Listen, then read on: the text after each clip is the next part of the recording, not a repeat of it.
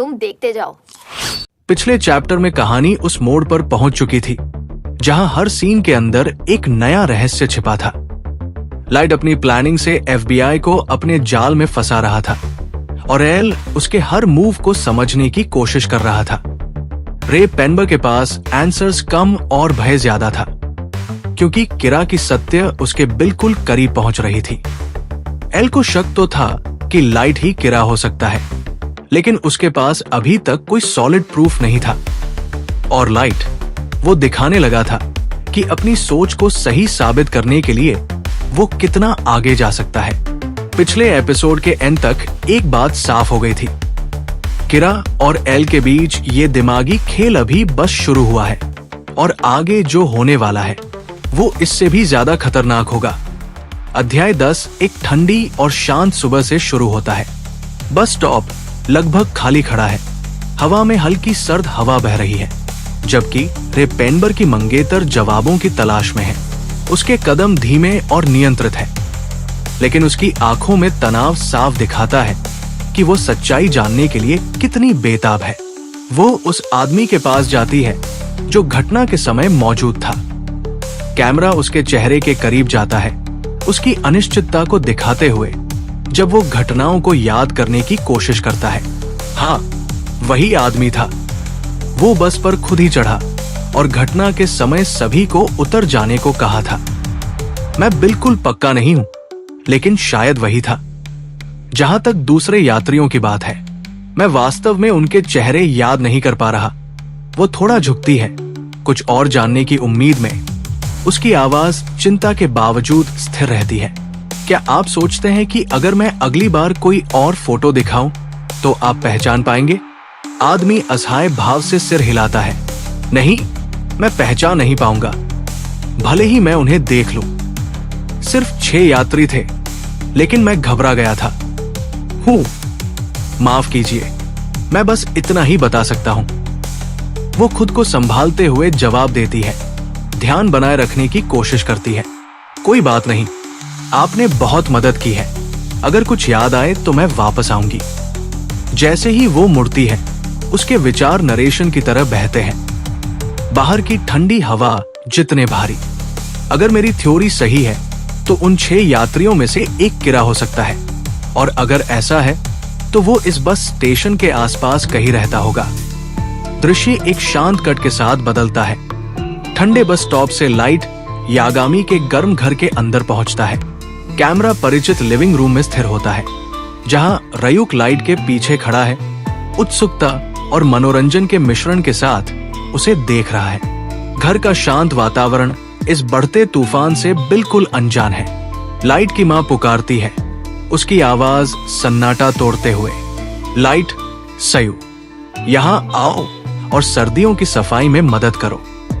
Light मुश्किल से ऊपर देखता है, पहले ही चिढ़ा हुआ। क्यों? ये जगह हमेशा चमकती हुई लगती है। सयू कंधे उचकाकर उसका साथ देती है। हाँ, ये सही कह रहा है माँ। उनकी माँ आंखें सिकोड़ती है। ओह, ऐसा है क्या? टीवी पर तेज हेडलाइनें घर में गूंजती है, सभी का ध्यान खींचती है। ये टीवी स्टेशन क्या सोच रहे हैं? इनके सुपर इमरजेंसी ब्रॉडकास्ट किरा केस की सच्चाई के करीब पहुंच रहे हैं, और विश्लेषण एल और किरा पर पूरी रात का स्पेशल। लाइट हल्की सी मुस्कान देता है। कितना बोरिंग। उसकी माँ उसे देखती है। तुम ऐसा कहते हो, लेकिन मुझे पता है कि तुम अंत में इसे देख ही लोगे। लाइट सिर हिलाता है।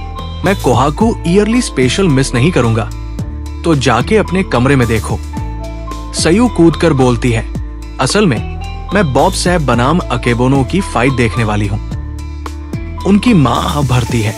ओह, वो शो। लाइट आराम से पीछे झुकता है। अरे, मेरे लिए इमरजेंसी न्यूज रिपोर्ट रिकॉर्ड कर देना। ठीक है। सयू मुस्कुराती है। मुझे पता था कि तुम इसे देखने वाले हो। उनकी मां हल्की डांट जारी रखती है, और अब हमारा मेहनती कॉलेज स्टूडेंट डिनर तक परीक्षा की तैयारी करेगा। रयुक धीरे से हंसता है, जबकि लाइट खुद से बुदबुदाता है। ऐसा लगता है जैसे मैं कोई सिटकॉम देख रहा हूं। लाइट फिर मां की ओर मुड़ता है। ओह हाँ, पापा कहाँ है? वो रुकती है, चेहरा नरम पड़ जाता है। उन्होंने कहा था कि वे घर नहीं आएंगे क्योंकि पुलिस वालों को न्यू ईयर ईव नहीं मिलता। सयू मुठ्ठियां भींचती है, सब किरा की वजह से। पिछले साल न्यू ईयर पर पापा घर थे। मुझे उस किरा से नफरत है। लाइट धीरे से जवाब देता है, हाँ पुअर डैड। जैसे ही ये शब्द खत्म होते हैं, दृश्य अचानक बदलता है। तनाव से भरे हेडक्वार्टर में कमरे के अंदर पुलिस अधिकारी चुपचाप खड़े हैं और चीफ भारी आवाज में बोलते हैं, जैसा कि आप सभी जानते हैं, हमें किसी भी पल किरा द्वारा मारा जा सकता है। FBI के सदस्यों की हत्या इस बात का प्रमाण है कि वह किसी को भी मार देगा जो उसके खिलाफ खड़ा हो। इसमें अपराधी भी शामिल है। इसलिए अपने परिवार और अपने दोस्तों के बारे में पहले सोचें। अगर आप किरा जांच से इस्तीफा देना चाहते हैं तो आप ऐसा कर सकते हैं। कमरा और शांत हो जाता है। जो भी छोड़कर जाएगा उसे कोई डिमोशन नहीं दिया जाएगा। मैंने आपके पुनर्नियुक्ति आदेश वाइस डायरेक्टर को दे दिए हैं, लेकिन जो कोई भी किरा को रोकने के लिए सब कुछ दांव पर लगाने को तैयार है। मैं मीटिंग से वापस आऊंगा, तब 5 बजे यहाँ मौजूद रहें। समय बीतता है और शाम हो जाती है। वतारी एक फाइल हाथ में लिए स्पेशल इन्वेस्टिगेशन रूम की ओर बढ़ता है। दरवाजे पर लिखा चमकता है, TL special investigation headquarters for criminal victim mass murder case. वो घड़ी देखता है और दरवाजा खोलता है। अंदर सिर्फ कुछ अधिकारी बचे हैं। उनमें से एक बोलता है, वेलकम बैक चीफ। वतारी कमरे को स्कैन करता है। सिर्फ 5 लोग।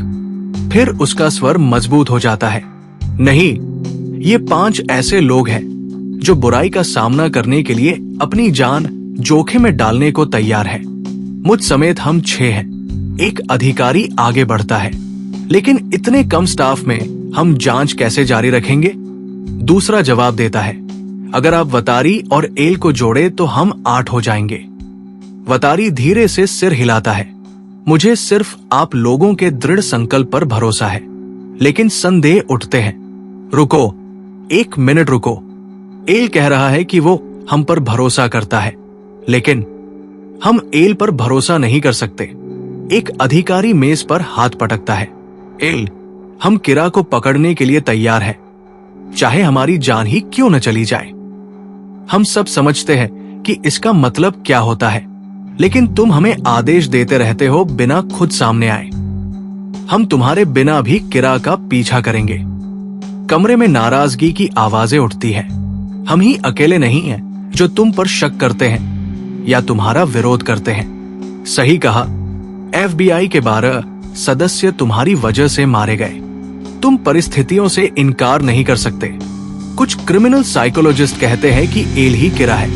उनका दावा है कि एल की कई पर्सनैलिटीज हैं। दूसरा अधिकारी आरोप जोड़ता है, जिसने FBI को कार्रवाई के आदेश दिए थे वो एल था, और सारे FBI एजेंट यही आते समय मारे गए। एल ही एकमात्र व्यक्ति था जो उनकी पहचान जानता था। सिर्फ इतना ही नहीं, हो सकता है उसने अब तक सब कुछ खुद ही रचा हो। तनाव और बढ़ जाता है। ये तथ्य कि वो कभी अपना चेहरा दिखाए बिना हर केस हल कर लेता है, इस थ्योरी को और मजबूत करता है।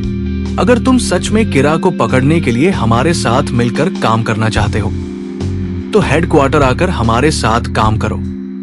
हाँ, अगर तुम सामने आकर हमारे साथ काम करोगे तो सबके लिए चीजें आसान होंगी। फिर बोलता है, जैसा कि मैंने पहले कहा, मुझे सिर्फ आप लोगों पर भरोसा है। वो वतारी की ओर मुड़ता है। वतारी, हाँ, लैपटॉप टीम की ओर घुमा देता है। स्क्रीन पर एक संदेश दिखाई देता है, हम 8 लोगों के बीच होने वाली बात को कृपया गुप्त रखें। अधिकारी आगे झुकते हैं। है क्या? अब क्या होने वाला है? एक नया संदेश दिखाई देता है, मैं उन 6 लोगों से मिलना चाहूंगा जिन पर मुझे भरोसा है, जितनी जल्दी हो सके।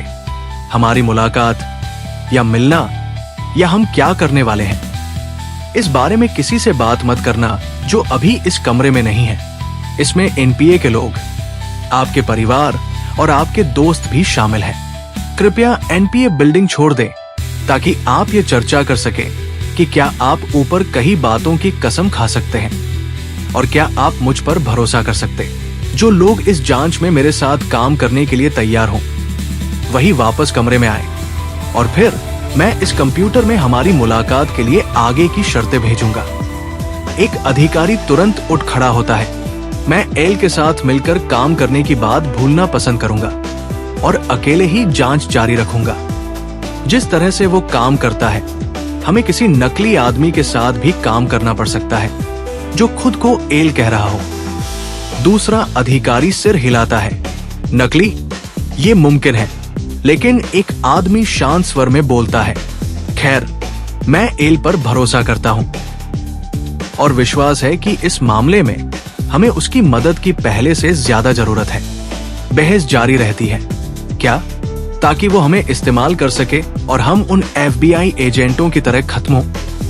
अगर उसने अब तक इतने कठिन मामलों को खुद हल किया है, तो वो कुछ लोगों के सामने अपने आप को क्यों प्रकट करेगा ताकि साथ मिलकर काम किया जा सके? शुरू से ही एल ने कहा है कि उसे इस मामले में हमारी मदद की जरूरत है। एक और अधिकारी अलग दृष्टिकोण से बात करता है। अगर हम इसे इस तरह देखें तो एल इसी का इंतजार कर रहा था। किस चीज का इंतजार? वो धीरे धीरे समझाता है। हमेशा ऐसे लोग रहे हैं जो एल पर भरोसा नहीं करते। एक के बाद एक इस्तीफे और फिर किरा से संबंधित जानकारी भी लीक हो गई। वो इन हालातों में हम पर या दूसरी टीम पर भरोसा नहीं कर सकता था।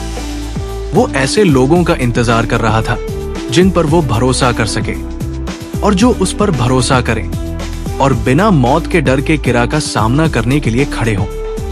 एक अधिकारी मजबूती से सिर हिलाता है। बिल्कुल, लेकिन एक आदमी पीछे हटता है।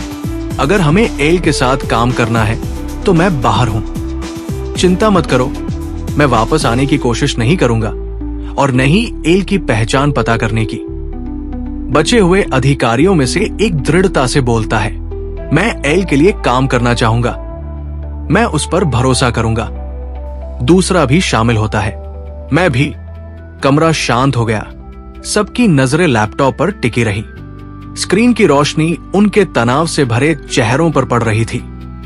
फिर एक नई लाइन उभरी, जैसे एल खुद मशीन के जरिए सांस ले रहा हो। मैं अभी इंपीरियल होटल के एक कमरे में हूं। अधिकारियों ने चौंक कर एक दूसरे को देखा। Imperial hotel? लेकिन वो बिल्डिंग तो यहीं पास में है। एक ने धीरे से कहा, मुझे पता था। एल ने अंदाजा लगा लिया था कि ये सब होगा। इससे पहले कि कोई जवाब दे, स्क्रीन पर और शब्द उभरते हैं। हर कुछ दिनों में मैं टोक्यो के अलग अलग होटलों में रहूंगा।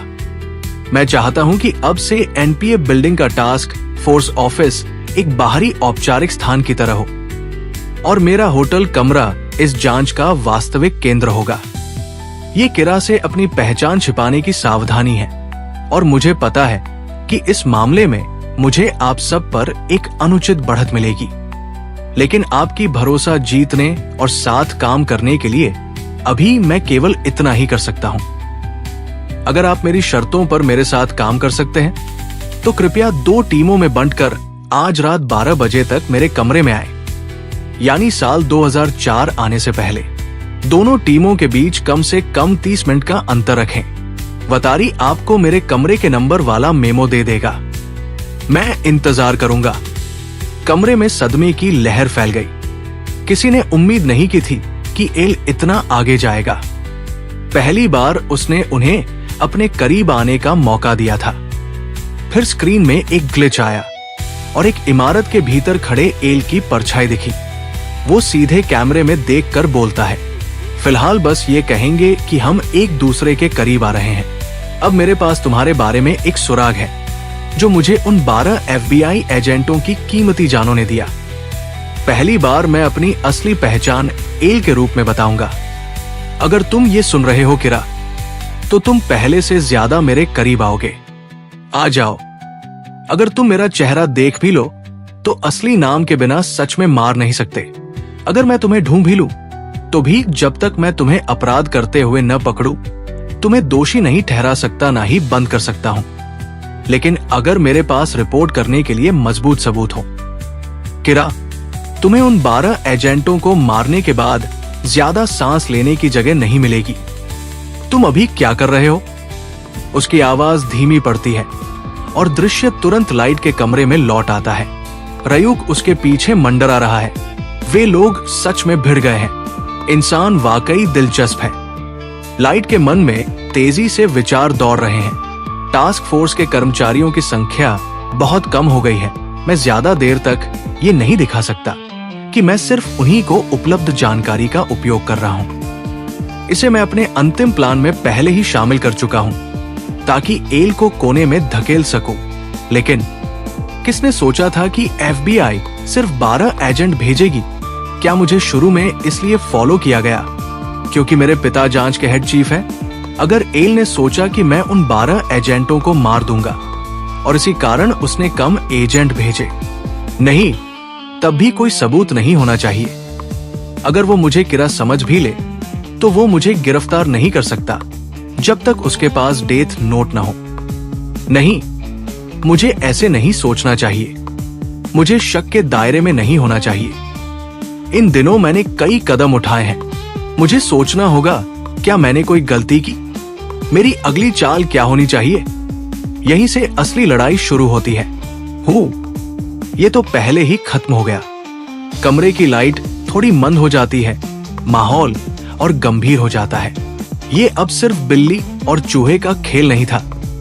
दोनों पक्ष अब पहले से ज्यादा दांव पर लगा चुके थे। वापस टास्क फोर्स पर आते हुए कैमरा सहजता से घूमता है। बचे हुए सदस्य और वतारी चुपचाप लिफ्ट में प्रवेश करते हैं। उनके चेहरे उनके फैसले की गंभीरता बता रहे थे। वे एल से आमने सामने मिलने जा रहे थे। लिफ्ट ऊपर जाती है, लेकिन आधे रास्ते में रुक जाती है। एक हल्की क्लिक की आवाज आती है। स्क्रीन पर एक नया संकेत दिखाई देता है। दरवाजा खुलता है।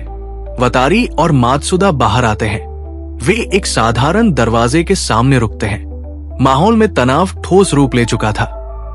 मात्सुदा ने निगल कर कहा, एल इस दरवाजे के पार है। वतारी ने दरवाजे पर हल्की दस्तक दी। अंदर से शांति भरी आवाज आई, मैं तुम्हारी प्रतीक्षा कर रहा था। अंदर आओ। दरवाजा धीरे धीरे खुलता है और वे दुनिया के महानतम जासूस की उपस्थिति में कदम रखते हैं। वो क्षण जो इस जांच की पूरी गति बदल देने वाला था।